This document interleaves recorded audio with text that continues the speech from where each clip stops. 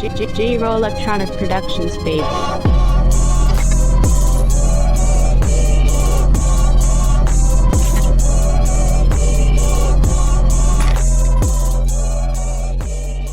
Welcome to DEMOCREPUBLIX, where we cover the real news that matters to we the people. US and Chinese scientists were planning to create a new coronavirus before the pandemic erupted, leaked proposals show. Last month, a grant application submitted to the US Defense Advanced Research Projects Agency, DARPA, revealed that an international team of scientists had planned to mix genetic data of similar strains to create a new virus. The grant application was made in 2018 and leaked to Drastic, the Pandemic Origins Analysis Group.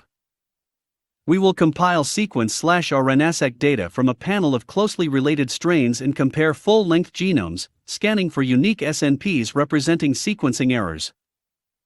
Consensus candidate genomes will be synthesized commercially using established techniques in genome-length RNA and electroporation to recover recombinant viruses, the application states.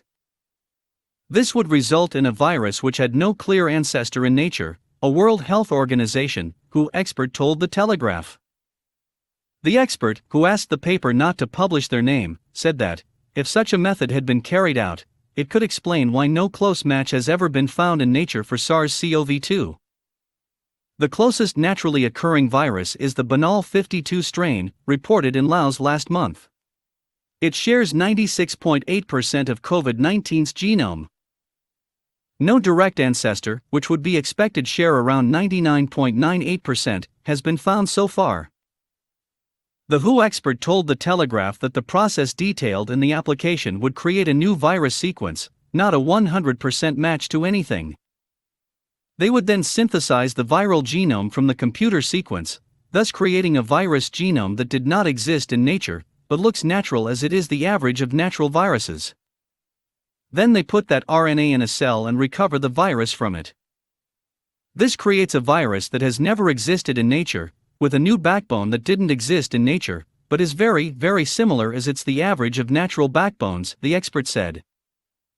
The proposal was rejected and the database of viral strains at the Wuhan Institute of Virology was taken offline some 18 months later, making it impossible to check what scientists there were working on. The institute's scientists have consistently denied creating the coronavirus in their lab. The grant application proposal was submitted by British zoologist Peter Daszak on behalf of a group which included Daszak EcoHealth Alliance, the Wuhan Institute of Virology, the University of North Carolina, and Duke NUS in Singapore, The Telegraph reported. Experts told the paper that creating an ideal average virus could have been part of work to create a vaccine that works across coronaviruses. Last month, it emerged that the US had funded similar research to that outlined in the 2018 grant proposal. Files obtained by The Intercept as part of an FOI request to drill down the possible root of COVID and whether the US had any role in it showed that in 2014, the National Health Institute, NIH, approved a 5-year, yearly grant of $666,000 a year for 5 years, $3.3 million, for EcoHealth Alliance, a U.S. research organization, into bat coronavirus. EcoHealth Alliance, in its proposal to the NIH, acknowledged the risks involved were the highest risk of exposure to SARS or other coversus among staff, who could then carry it out of the lab. The NIH gave them the money anyway, something Dr. Anthony Fauci was previously forced to admit when testifying before Congress in May this year. EcoHealth Alliance then gave $599,000 of the money to the Wuhan Institute of Virology.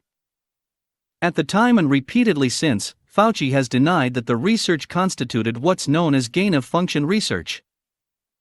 Gain-of-function research is the scientific term given to research that deliberately changes an organism to give it new functions in order to test a theory.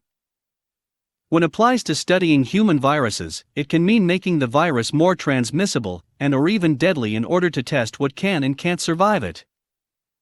The documents make it clear that assertions by the NIH director, Francis Collins, and the NIAID director, Anthony Fauci, that the NIH did not support gain-of-function research or potential pandemic pathogen enhancement at WIV are untruthful, Richard Ebright, a molecular biologist at Rutgers University, tweeted. Ebright studied the papers and alleged that the scientists performed the construction in Wuhan of novel chimeric SARS-related coronaviruses that combined a spike gene from one coronavirus with genetic information from another coronavirus and confirmed the resulting viruses could infect human cells. Let us know what you think. Leave your comments down below. Like, share and subscribe. And check out DEMOCREPUBLIX.com for the latest in news. Until next time.